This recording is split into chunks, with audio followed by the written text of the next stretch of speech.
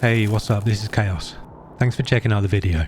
Whether you're a seasoned DayZ player or just starting out, this video will provide you with invaluable knowledge to conquer the harsh terrain of Namalsk. So let's dive in.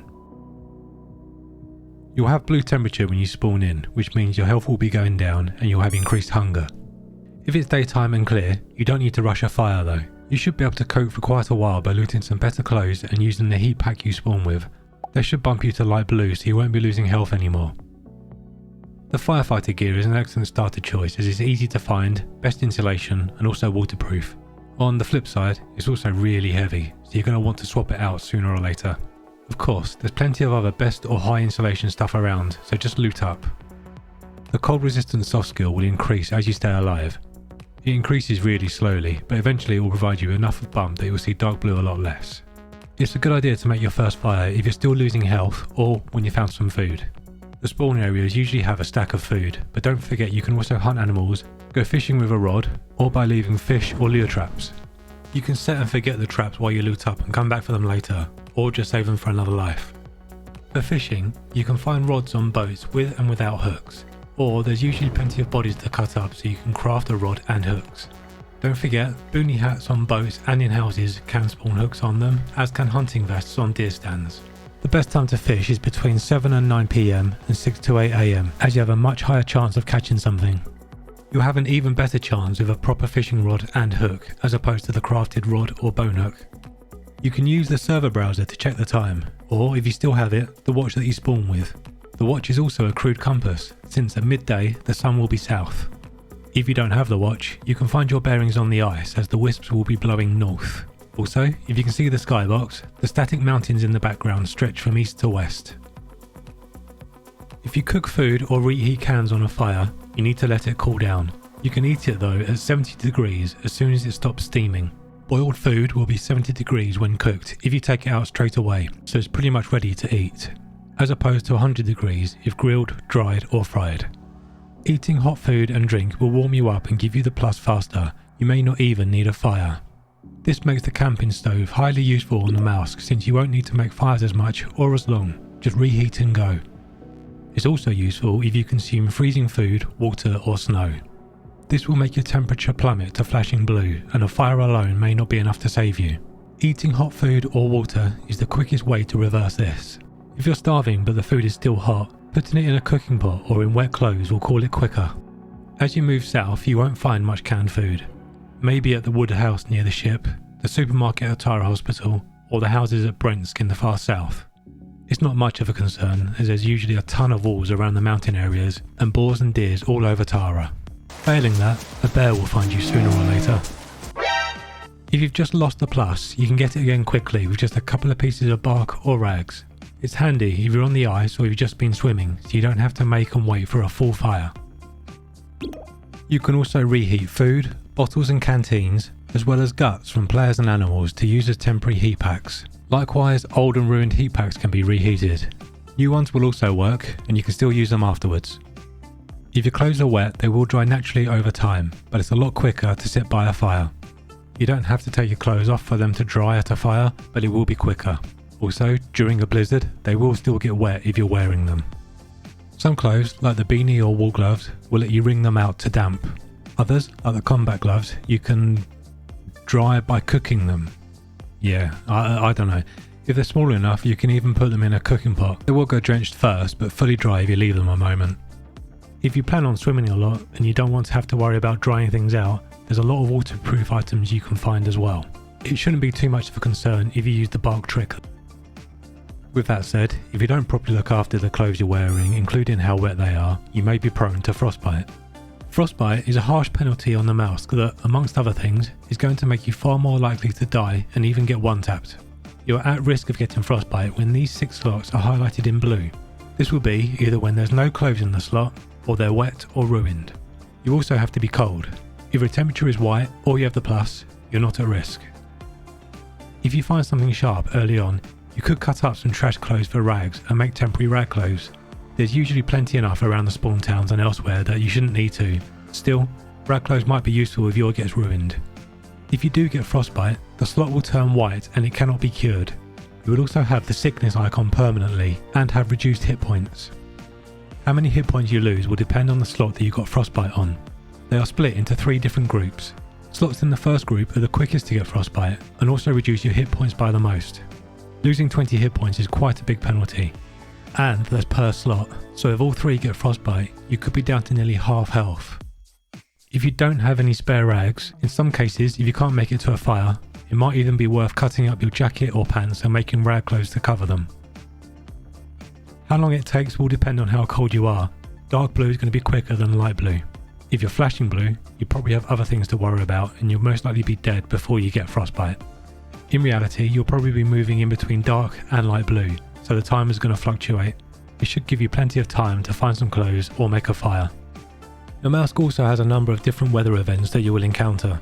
Mostly straightforward, obviously the cold event makes the temperature colder, so you'll likely need a fire, while the fog will impair visibility.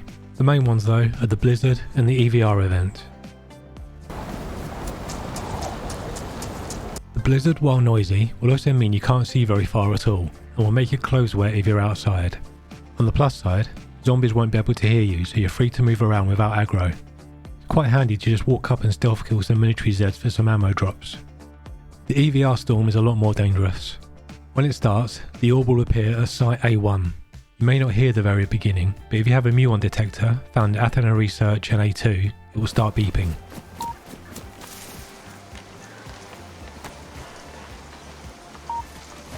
The beeps will get faster as the storm progresses. The EVR event lasts for about 18 minutes, and after a gradual build-up, it will smash into the floor, dealing damage to anyone that is outside. The closer you are to the orb, or A1, the more damage you will take, and if you're too close, it will kill you.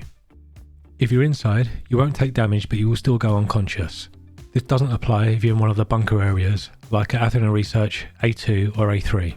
You can also freely run around outside without going unconscious if you have an APSI helmet, which spawns in A3. When you turn on the APSI, the HUD will give you on-screen status messages, such as when the event starts, as well as telling you how far away you are from the orb and the direction it is. Head towards 0 to get closer. It also drains batteries very quickly, so stock up. Guns on Namalsk aren't too hard to find. You can usually find them in houses and buildings as you loot the spawn areas and move further into the map. If you don't already, pay attention to high up places, rooftops, the grey and yellow cranes, and water towers and silos in particular. These regularly spawn guns all over the map, including spawn towns and other places like Athena Research, Candy Cane, Tara and A2. If it has a ladder, there may well be a gun up there. And not just guns too. You can also find scopes and all kinds of ammo, so it's well worth checking. Crossbows and bolts can spawn there too, as well as in hunting stands. If you can't find bolts, you can always craft some. You can make the bolts better by adding feathers, but since there are no chickens on the map, you can find them in farm spawns like sheds, barns and these broken down cars. As for loot tiers and where to find the best guns, the spawn areas up to the dam and the airfield are largely tier 1. Including pistols, you can still find a decent choice of powerful guns such as SKS and shotguns. Tier 2 makes up a fair chunk of the rest of the map, and there's some extra guns to find, like the Blaze, Savannah and MP5.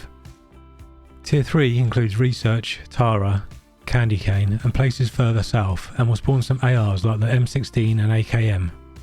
Tier 4 then is the highest tier of the standard area, with Bearing Outpost to the northwest, the submarine to the northeast, the helipad at Research, and the C-130 and helicopter crashes in the southern mountains. The remaining tiers are where the best loot is, but also somewhat harder to get access to. That's Tier 5, which is A3, Tier 6, which is the Lantia cage, no guns spawn here but gas grenades, long mags and suppressors do, and Tier 7, which is Lantia. You'll need to get the LEHS suit to access this. Tara in particular seems largely underappreciated. It's a little out of the way, but you can often get some armour, a Gorka helmet from the police shacks, which is arguably the best from the mouse due to its high insulation, a sniper and a decent secondary, and also fill your pockets with medical supplies. Not only that, but because a lot of the quest items spawn there, you'll often run into hidden stashes. It's often worth just running through a random set of trees as you may get lucky. Ultimately though, even if you're not doing the Lantia quest, A3 is still where you'll probably want to be going. Not only for the firepower, but you can also get the Lantia plate, which gives more protection than a regular one, and an APSI while you're there. To get to A3 then, you need an EVR storm.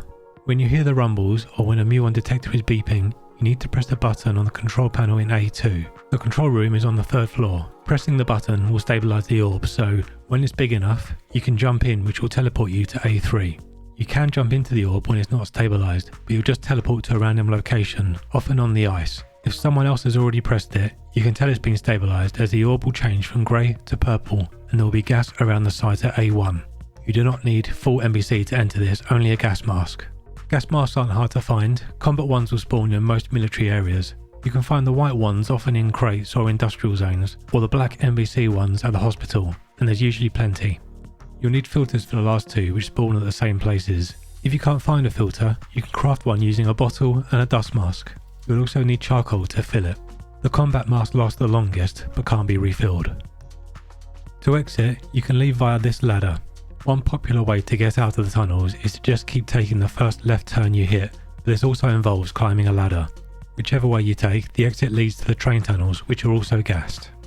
If you don't have enough air in your filter and you need to bail, you can use the portal inside A3, which appears towards the end of the storm. It will probably teleport you to the ice, so make sure you grab an APSI first. The control room in A3 also lets you open a portal to Lantia. There's two parts to Lantia, the cage area that you jump into, and the rest of the planet.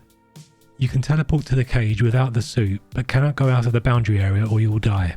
You will need the suit to explore further. To build the suit, you'll need to collect 3 filaments, the keycard and blueprints. Filaments spawn at high tier industrial, places such as Athena Research, Athena 2, Candy Cane, Hilitary and the Phoenix oil rig. However, there's a whole bunch of spawns over Tara, so it usually makes more sense to just look for them there. You can also find the blueprints on Tara on the random red boat spawns along the east coast. The keycard only spawns at the submarine. It's not hard to get to, but does involve some swimming. When you have all the components, you need to take them all to the oil rig off the east coast of Tara.